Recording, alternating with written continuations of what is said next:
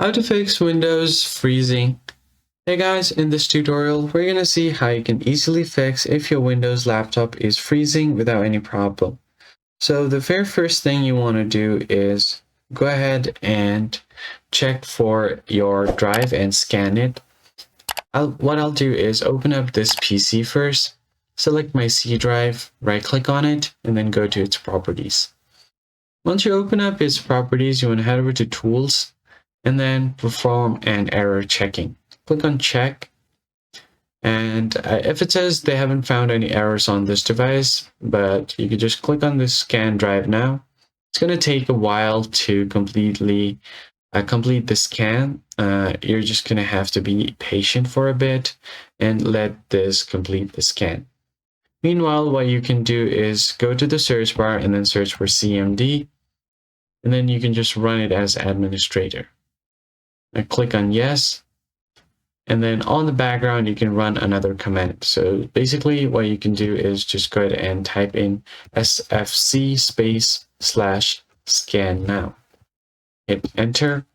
It's going to take a while and it will begin the scan process again.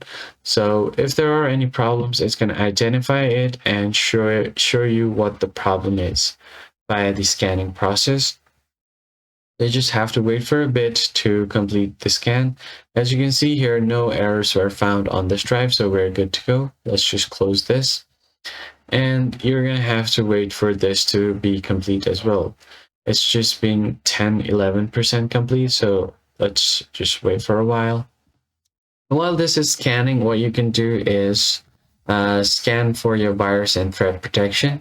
Open up your settings and then go to privacy and security, and before you do that, make sure that your Windows is up to date. You can click on check for updates, and then if there are any updates available, you can update it to its latest version. Now go to privacy security and open up your Windows security. Once you have your Windows security open, you can go to virus and threat protection.